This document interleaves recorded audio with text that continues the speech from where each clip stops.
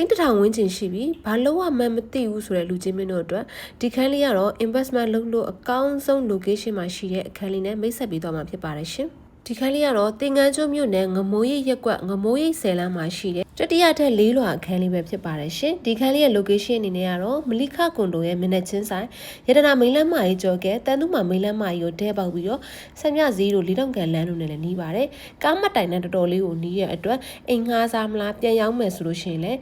တော်တော်လေးကိုအဆင်ပြေတဲ့အခန်းလေးပဲဖြစ်ပါတယ်ရှင်အခန်းလေးရဆိုလို့ရှိရင်ကြွေပြားတွေတအိမ်လုံးခင်းထားတယ်အိတ်ခမ်းတစ်ခမ်းပါတယ် kitchen ခန်းလေးလေရှားလေးလုပ်ပေးထားတယ်ရေချိုးကိုင်းတာဘိုးတိုင်းပေးစင်ပါမယ်ရေချိုးခန်းမှာဆိုလို့ရှိရင်လည်းကြွေပြားခင်းထားတယ်ကြွေပြားကတ်ထားတယ်ရေကတော့2လိုင်းအဝီစီကိုဂျိုးပြပါမယ်ရှင်ဒီခန်းလေးရဲ့ခေါ်စည်းလေးကတော့1100ညှိနှိုင်းလေးပဲဖြစ်ပါတယ်ရှင် BCC မီအကုန်ကြပြီးသားအခန်းလေးကလည်း location လေးလည်းတော်တော်မိုက်တယ်ဆိုတော့ investment လုပ်ချင်တဲ့ customer တွေအတွက်ဒီခန်းလေးကတော့အသင့်တော်ဆုံးပဲဖြစ်ပါတယ်ရှင်တန်မန်းဆိုင်ရှိကိုလည်းလုံးဝပတ်လက်တက်ပေးထားပါတယ်ရှင်